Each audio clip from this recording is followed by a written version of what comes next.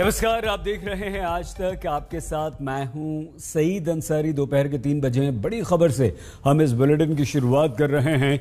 गृह मंत्री अमित शाह श्रीनगर में कश्मीर की सुरक्षा पर बड़ी बैठक इस समय कर रहे हैं। राजभवन में चल रही इस मीटिंग में उपराज्यपाल मनोज सिन्हा समेत सुरक्षा एजेंसियों के प्रमुख हिस्सा ले रहे हैं। इससे पहले अमित शाह अपने 3 दिन के दौरे की शुरुआत आतंकवादी हमले में शहीद हुए सीआईडी इंस्पेक्टर को श्रद्धांजलि देकर कर चुके हैं। एयरपोर्ट से निकलकर अमित शाह शहीद परवेज अहमद डार के घर पहुंचे। उनके घर, उनके परिवार वालों से उन्होंने मुलाकात की। परवेज अहमद डार जम्मू कश्मीर पुलिस में सीआईडी इंस्पेक्टर थे, जिनकी आतंकवादियों ने गोली मारकर हत्या कर दी थी। तो अमित शाह का ये महत्वपूर्ण कश्मीर दौरा, मिशन कश्मीर पर अमित शाह गृह मंत्री। अमित शाह के कश्मीर दौरे पर फारूक अब्दुल्ला ने आज तक से बात की। फारूक अब्दुल्ला ने कहा कि जब तक 370 की वापसी नहीं होती, हटाई नहीं जाती, घाटी में शांति नहीं लौटने वाली। इस समय देश के गृह मंत्री अमित शाह जम्मू कश्मीर के दौरे पर हैं। कश्मीर घाटी वो पहुंच चुके हैं। क्या कहेंगे उनके दौरे के बारे में? मैं तो कुछ नहीं कहूँगा। वो आए हैं देखने के लिए कि हालत कैसी है, वो देखें, सबसे बात करें और अच्छी बात होगी वो सबसे बात करके देख लेंगे कि स्थिति क्या है। जो अभी हाल फिलहाल में आतंकवादियों ने हत्याएं की हैं कश्मीर घाटी में, क्या लगता है आपको जम्मू कश्मीर की इस समय स्थिति क्या है? जो मजदूर हैं, जो अपनी रोजी रोटी कमाने के लिए कश्मीर घाटी जाते हैं, उनको आतंकवादियों ने निशाना बनाया और अल्पसंख्यक हिंदू और सिख समाज के लोगों को भी बनाया गया। क्या समझते हैं आप, घाटी में एक बार फिर अलगाववाद, आतंकवाद अपने चरम पर है? आप क्यों सिर्फ हिंदू और दूसरों की बात करते हैं? आप मुसलमानों की बात क्यों नहीं करते? मुसलमान भी तो कोई 22 लोग इन्होंने हत्या की उनकी, वो भी तो थे, हिंदुस्तानी है। ये जो ये कहते थे कि 370 खत्म करने के बाद स्थिति बहुत ठीक हो गई है, और ये उनको जवाब देना चाहिए कि स्थिति ठीक है या नहीं है। लेकिन भारतीय जनता पार्टी के नेता जो हैं वो आप पर आरोप लगाते हैं, महबूबा मुफ्ती पे आरोप लगाते हैं कि आप लोगों की बयानबाजी के कारण आतंकवादियों के हौसले बुलंद हो रहे हैं। उन्होंने तो हर वक्त हम पे ये आरोप लगाए हैं। आज तो शुक्र करिए कि हम हुकूमत में नहीं है, नहीं तो हम पे ये बहुत आरोप लगाते। आज तो हम इन पे आरोप लगाते हैं कि जो ये कहते थे वो कर नहीं सके। कश्मीर में कभी अमन नहीं आएगा जब तक कि कश्मीर के, जम्मू कश्मीर के लोगों को फिर से वो स्टेटहुड और 370 वापस नहीं करेंगे। तो मैं इनको चैलेंज करता हूँ इस बारे में। नहीं कर सकेंगे, कुछ भी करें। तो अमित शाह साहब इस समय जो कश्मीर घाटी में हैं, जो पुलिस वाले शहीद हुए हैं, उनके घर जा रहे हैं, अपनी संवेदनाएं प्रकट कर रहे हैं। उनको हर एक मुसलमान के घर में भी जाना चाहिए जिनको आतंकवादियों ने मारा है। मुस्लिम, लेकिन इसमें शहीदों में हिंदू मुसलमान भी हैं, वो भी शहीद हैं। वो क्या है? नहीं, जिस पुलिस वाले के घर वो गए हैं वो मुसलमान ही है, लेकिन इसमें हिंदू मुस्लिम का प्रश्न नहीं है। आपके लोग हिंदुस्तान कर रहे हैं। किसे हिंदुस्तान को बांटा है? बीजेपी ने। आज बीजेपी इलेक्शन जीतने के लिए हिंदू अलग और मुसलमान को अलग कर रहे हैं। यूपी में हाल देखिए और फिर बात करें। इनको वहां जाना चाहिए यूपी में, और रोकना चाहिए ये जो हो रहा है। आइए सीधे श्रीनगर में मौजूद हमारी संवाददाता कवलजीत संधू के पास हम आपको ले चलते हैं। Kawaljeet, high level meeting Amit Shah की चल रही, कोई जानकारी मिल पाई है और इससे हमें कितनी उम्मीद है गृह मंत्री अमित शाह कश्मीर में जाकर आतंकवादियों के खिलाफ किस तरह की रणनीति बना रहे हैं? कितनी जल्दी इससे आतंकवादियों का सफाया होगा?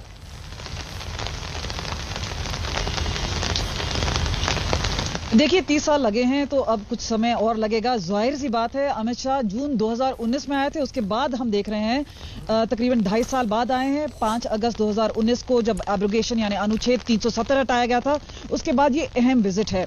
सबसे बड़ी बात यह है कि जो समीक्षा करेंगे वो सारे जो सिक्योरिटी और इंटेलिजेंस चीफ्स हैं उनको कुल मिलाकर है।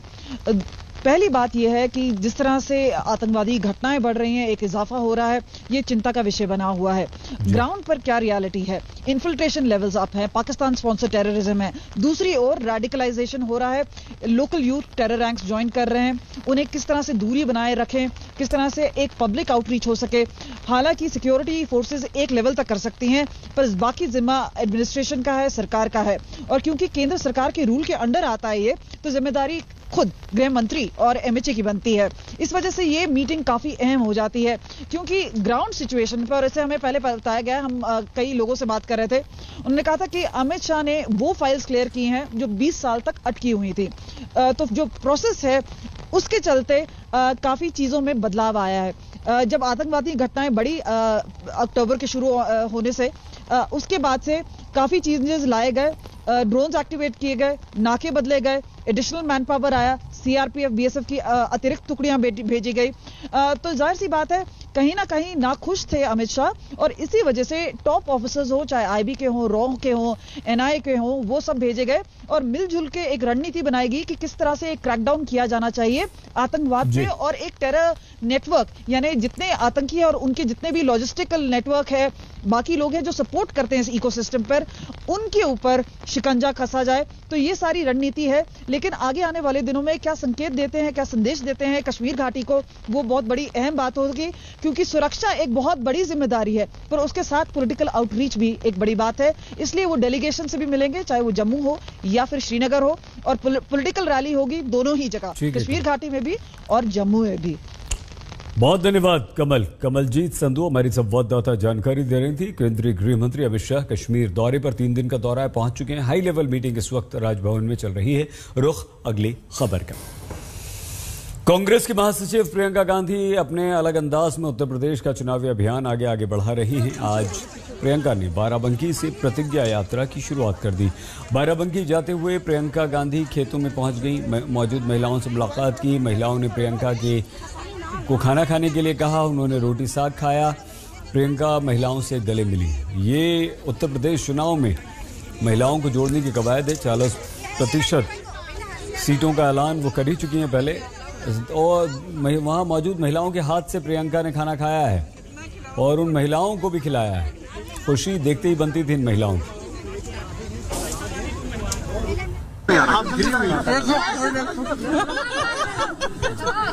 आप गिरी हुई लगातार। मेरे भाई ने कहा है तुम मोटी हो रही हो, कम खाओ।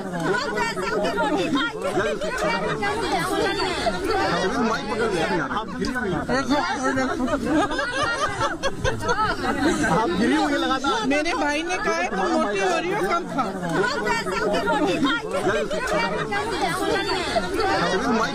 इस तरह से प्रियंका गांधी वाड्रा ने गांव के लोगों से संवाद किया और अब एक तरह से वो यहाँ पर बैठ गई हैं। प्रियंका गांधी वाड्रा आप देख सकते हैं और अब यहाँ पर एक तरह से उनका सत्कार हो रहा है। जो किसान महिलाएं हैं वो खिला रही हैं, कुछ खाना है उन्होंने बनाया है प्रियंका गांधी वाड्रा के लिए, वो खिलाने का एक तरह से प्रयास किया जा रहा है। प्रियंका गांधी वाड्रा आप देख सकते हैं ठीक महिलाओं के बीच बैठकर इस वक्त जो है वहाँ पर बातचीत चर्चा करी है और अब जो है उनके हाथों से एक तरह से जो खाना उनके लिए लाया गया है वो खिला रही हैं। तो आप तस्वीरें देख सकते हैं लगातार किस तरह से आज तक आपको ग्राउंड जीरो से दिखा रहा है। और प्रियंका गांधी वाड्रा लगातार यहाँ पर आप देखिए पानी है, पराठे मैं देख पा रहा हूँ, प्लेट में पराठे हैं, सलाद है और ये तस्वीरें एक्सक्लूसिव आप देख रहे हैं आज तक पर कि किस तरह से यहाँ पर प्रियंका गांधी का आदर सत्कार हो रहा है। और जैसा कि गांव में प्रथा टाइप होती है, गुड़ भी साथ में दिया गया है और इस तरह से आदर सत्कार हो रहा है। और जिस तरह से बातचीत करी, वार्ता करी और चेहरों पर आप मुस्कान, किसान महिलाएं जो हैं उनके चेहरों पर मुस्कान आप देख सकते हैं कि किस तरह आराधना मिश्रा मोना भी यहाँ मौजूद।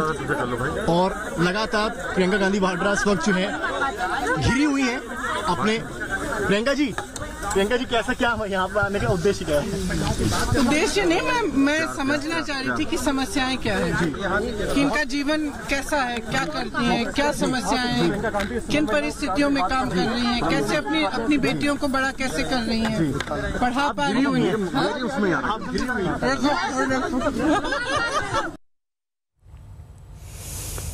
प्रियंका गांधी ने कहा कि जब तक महिलाएं राजनीति में आगे नहीं आएंगी, महिलाओं के प्रति होने वाले अपराधों में कमी नहीं आएगी। प्रियंका गांधी ने योगी और योगी सरकार पर जमकर निशाना साधा, कहा कि उत्तर प्रदेश में किसानों को कुचला जाता है।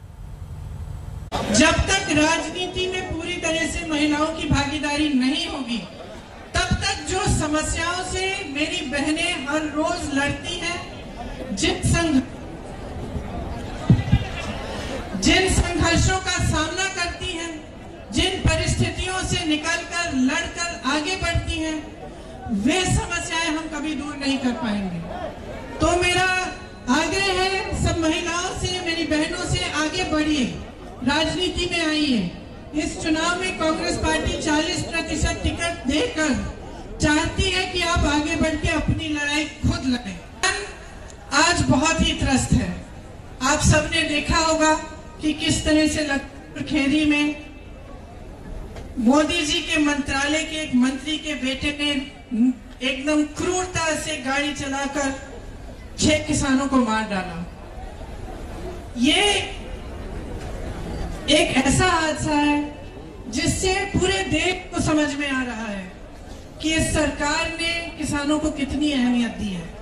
जिसने किसानों को कुचला, उसको गिरफ्तार करने में इन्होंने कितनी देरी की, और आज तक उसका पिता जो उसको बचा रहा, वो आज तक मोदी जी के मंत्रालय में है, उसकी बर्खास्तगी नहीं की गई है। किसान जानते हैं कि कुछ सालों से कितनी समस्याओं से जूझ रहे हैं और उनकी सुनवाई सरकार में नहीं रही। इसीलिए किसानों के लिए हमने तय किया है कि आपके कर्जे माफ करेंगे। आप जानते हैं कि कांग्रेस पार्टी ने पहले 32,000 रुपए के कर्ज माफ किए थे। एक बहुत छोटे से ब्रेक के लिए हम रुक रहे हैं, आप देखते रहिए आज तक। आज तक बेमिसाल 20 साल।